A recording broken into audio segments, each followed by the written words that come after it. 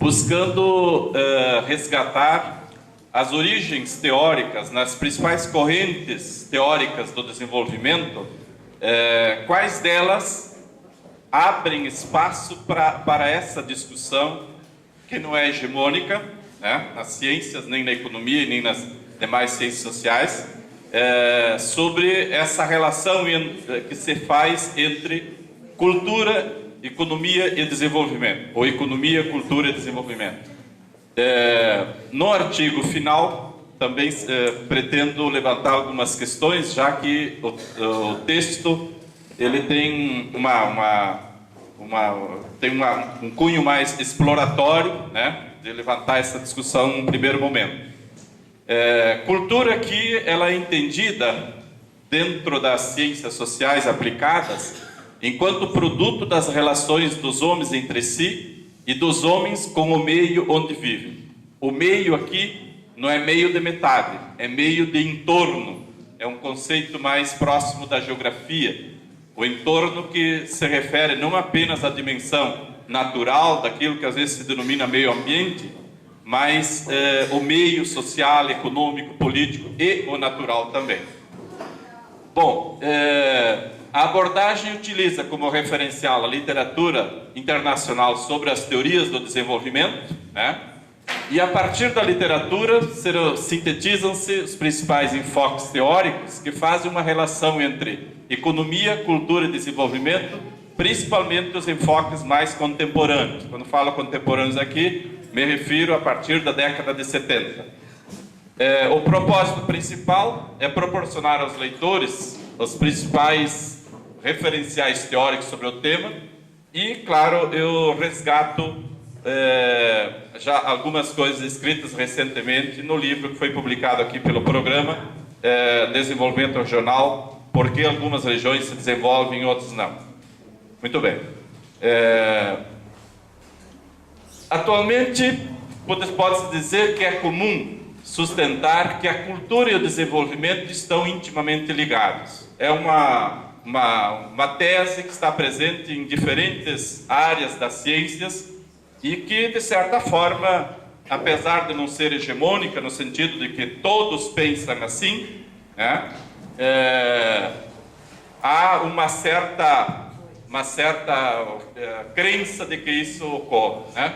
No entanto, utilizando alguns autores, principalmente o Hermet, ele nos chama a atenção que às vezes essas interpretações nos podem levar a dois equívocos. Um deles é o fato de tornar algumas abordagens teóricas sobre desenvolvimento como verdadeiros dogmas, ou seja, assumir algumas abordagens teóricas do desenvolvimento que relacionam essa questão cultura e desenvolvimento como um dogma, ou seja, só vai acontecer e sempre vai acontecer assim, né?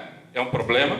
E o segundo afirma o autor, que é o fato de que a sua defesa pode nos levar a interpretações do tipo determinista ou de predestinação, a partir do que algumas sociedades, que seriam as que possuem determinados valores e tradições, como, por exemplo, uma propensão ao associativismo, à cooperação, à organização social e ao civismo, tais sociedades estariam predestinadas ao desenvolvimento, enquanto outras, que não possuam essas características, estariam condenadas à miséria econômica e social. Então, é apenas uma ressalva que o autor faz, que do meu ponto de vista, pessoalmente, eu concordo com ele, de que essa relação entre cultura, desenvolvimento e economia tenha que ter essas ressalvas. Bom, indo para a finalização, porque eu tinha 10 minutos, então me organizei dentro dos 10, espero que sim. É possível observar que muitas obras foram produzidas nas últimas décadas, ressaltando a relação entre economia, cultura e desenvolvimento. É uma realidade que se observa, né?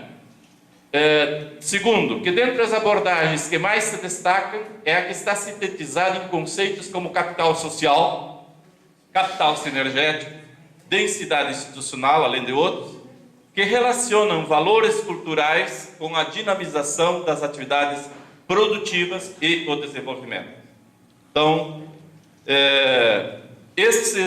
essas abordagens, a utilização desse conceito como conceito de capital social, se nós recorrermos às teorias do desenvolvimento, às grandes correntes, né, teóricas, em especial, elas estão ligadas a duas delas. Uma que é a teoria da regulação e a outra que é o institucionalismo e o neo-institucionalismo.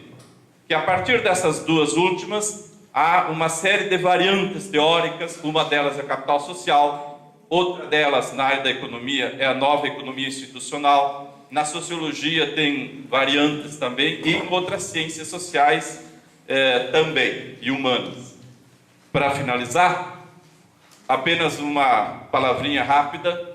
Quando falamos em teoria da regulação, poderíamos afirmar que a escola da regulação reconhece o lugar das instituições como formas organizadas, convenções e regras comportamentais como fatores endógenos às particularidades estruturais dos sistemas socioeconômicos.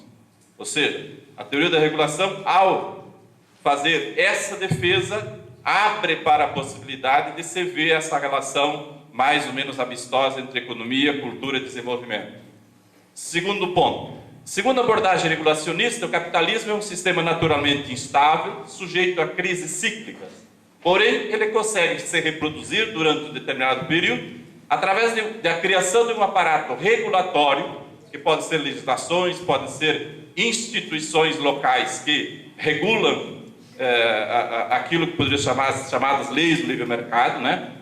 Que, uma vez aceito pelos agentes econômicos, tende a agir de forma anticíclica e, com isso, superando as crises cíclicas.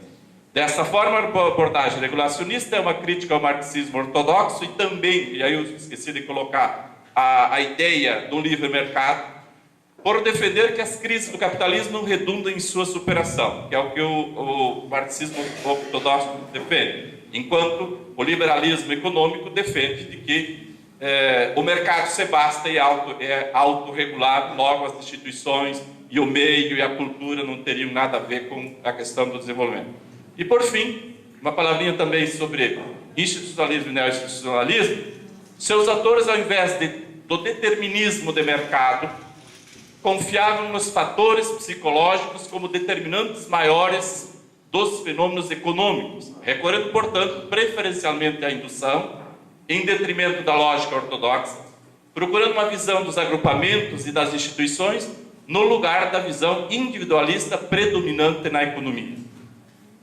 Por último, contrastam ainda com os clássicos e os socialistas, porque, em vez de se preocuparem com o valor do trabalho, colocam a tônica nas previsíveis consequências da produção do mercado.